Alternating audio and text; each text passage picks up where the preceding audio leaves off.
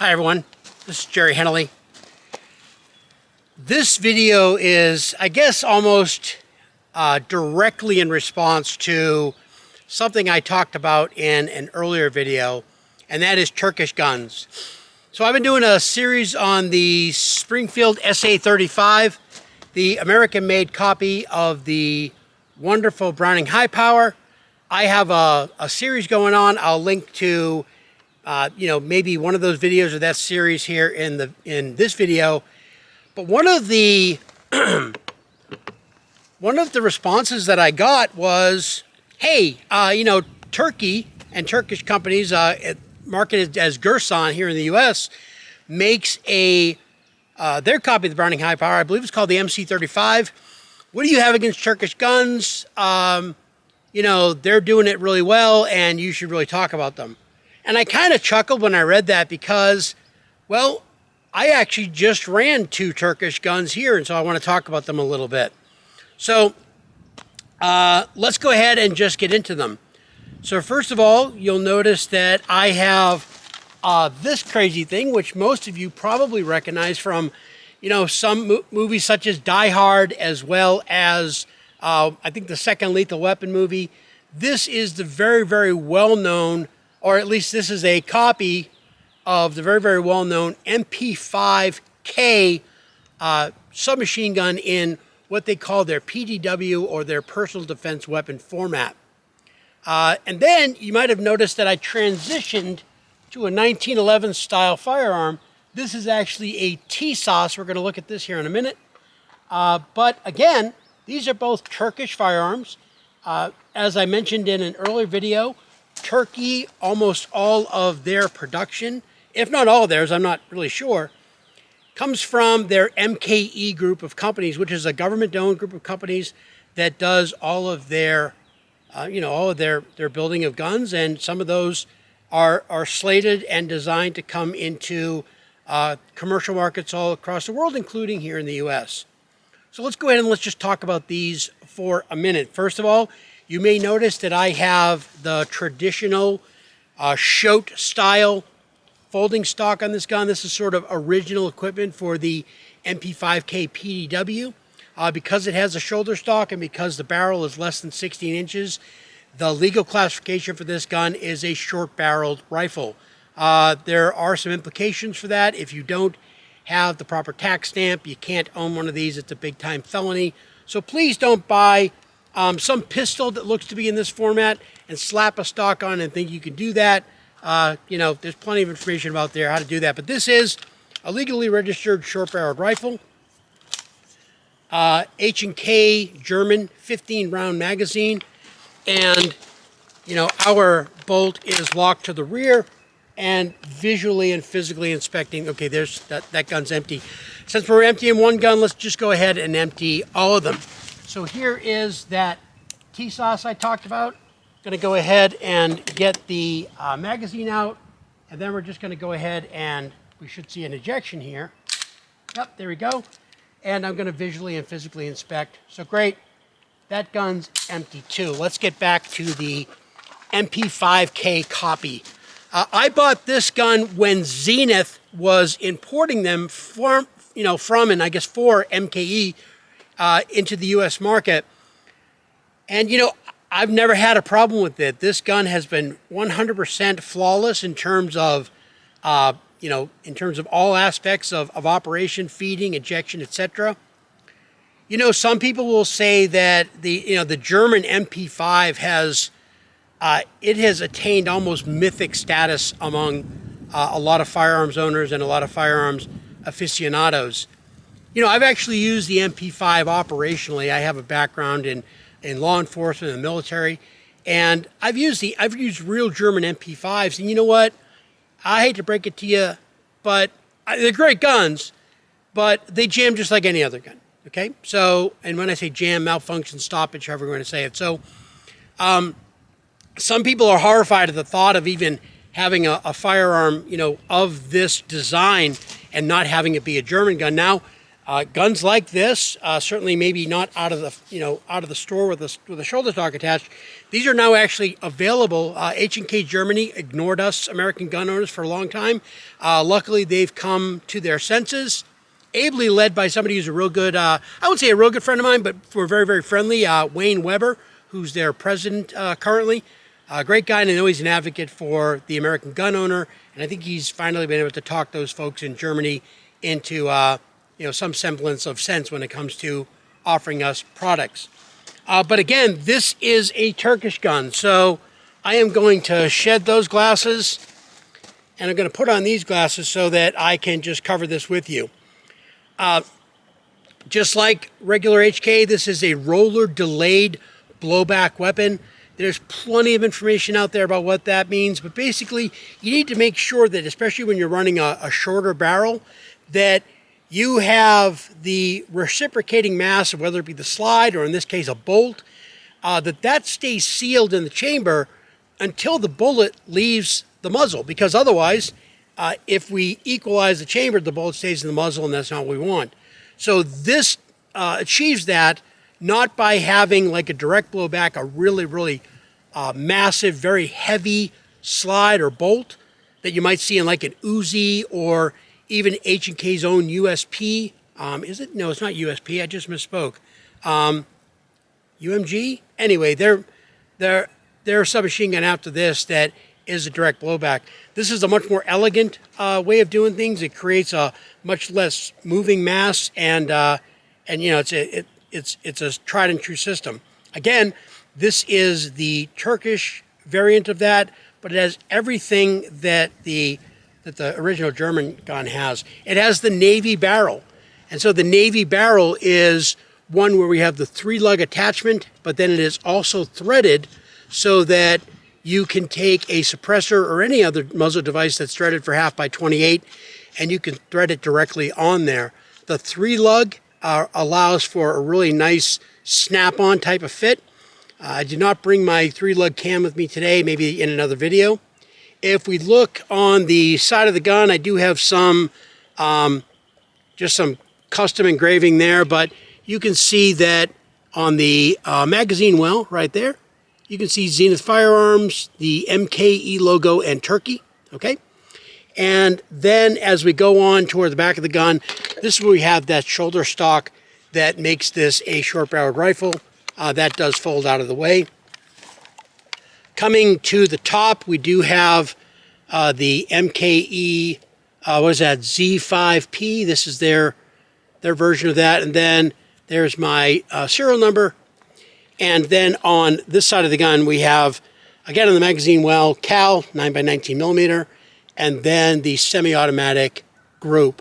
With the Turkish guns, they actually were able to give what a lot of people really desired, which was the 2-pin look on the gun. I think if we can see from here, we can see there's a pin up front right there, and then the pin, the pin back here. So that gives a much more authentic German submachine gun look, but there are some internal modifications both to the trigger housings as well as the magazine well, and also there's a block inside the receiver that prevents these from being modified. But you know what, if you look at this, I mean, I don't care how close you get, I don't care what, how jaundiced you want to be. The reality is that, at least in this gun, man, MKE/Zenith at that point did a great job with it, and I paid $1,700 for this gun. And you know what? It's probably the best $1,700 I've ever spent on a gun. It is iconic. It is gorgeous. And at the time, it was really the only appropriate option. Now, like I said, H&K has guns that they're making in Germany, and some people can't bear the thought of anything but a German gun. And if that's the case, then you know what? Go ahead and buy one. You can get on a list, and probably in a couple of months, your local gun store will call you, and you'll be able to buy one. Of course, you can also buy them on the online auction sites. You get into bidding wars, they get really expensive. If you have a little bit of patience, though, or a bunch of extra money, you can go ahead and you can get either a German gun, or you can sometimes find these Zenith guns. I find that they're not too often available in the secondary market because I think people like me own them and they're great, and so they just they love them. With that, the other Turkish gun we're going to talk about again is the aforementioned Zenith firearms, and this is the Zig PC9. I think you can see that right there. So this gun, again, fit and finish really, really nice. I don't think it's ever malfunctioned on me. It does come with a light rail up top, and also a little bit of a departure from John Browning's design of the 1911 is it comes with a bushingless bull barrel. I have never had a malfunction with this gun. I probably have, I don't know, 700 or 800 rounds through it. We'll go ahead and get the rest of these empty.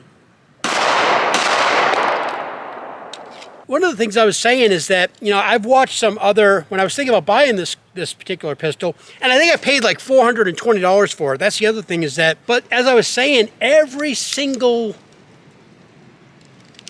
review that I saw in this gun as I watched it was, they were like, well, for $400, this is a great gun.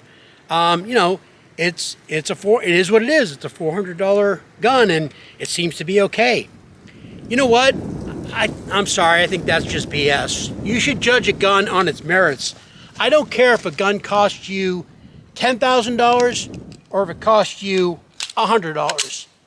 We should be judging our firearms or any firearm we're going to test just based upon its own merits. And I think it's kind of lazy and flaccid and, a cop-out to say, well, I guess it's good for a $400 gun. Again, I've owned this gun for a while. I haven't meticulously taken care of it. I clean it appropriately and lube it appropriately, but zero has been done to it in terms of modifications.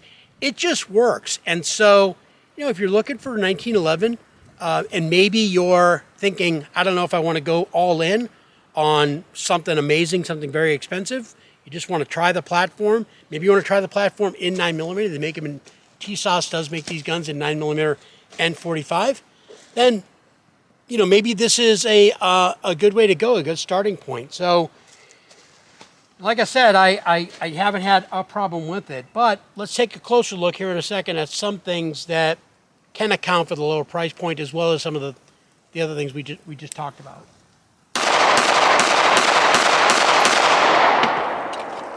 Okay, so it is kind of a no-frills gun. You'll notice that we don't have any checkering at all on the front strap of the gun. It's totally smooth. We're going to talk about that in a second. That's not necessarily the worst thing in the world. It does have what looks to be maybe 20 line per inch checkering. I'm not big on pointing guns at myself, so maybe 20 line per inch checkering on the back strap. I think that's fine. We do actually have a really nice grip safety with a nice, Ed Brown style memory bump there. So that definitely comes off very definitively. Additionally, we have a really nice beaver tail. But, we don't have any real fancy checkering or lines across the top to break up any glare.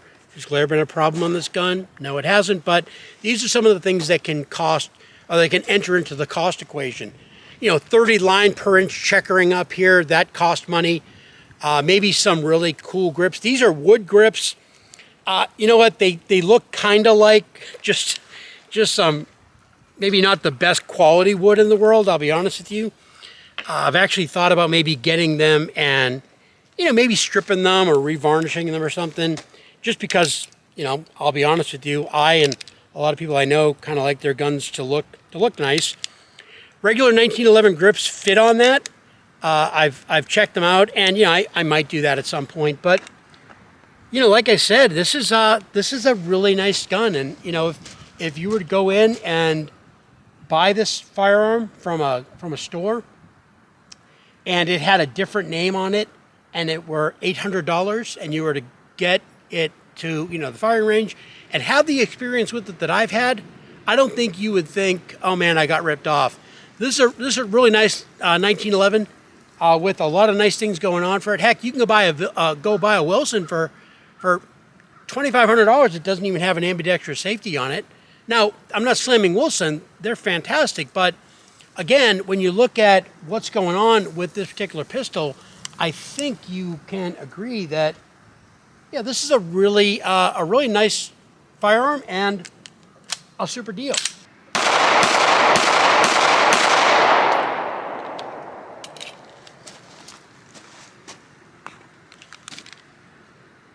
The Tisas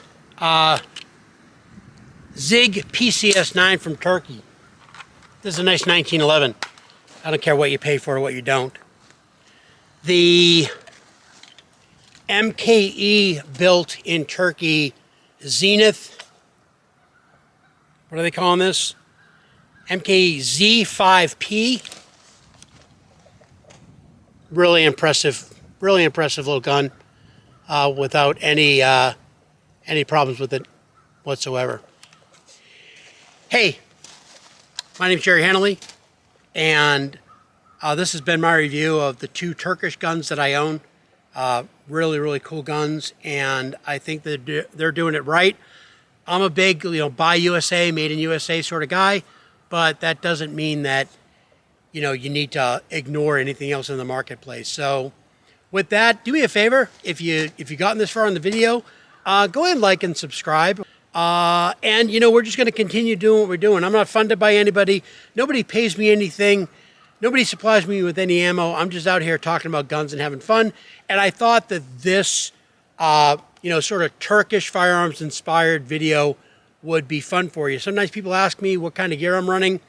Well, we already talked about the guns. Auto hearing protection, that's my in-ear hearing protection. This stuff is amazing. We're using either PMC bronze or ZQI ammo, as I said. I am running a Haley strategic micro rig here. This thing is fantastic as well. And other than that, hey, thanks so much. God bless America and have a great day.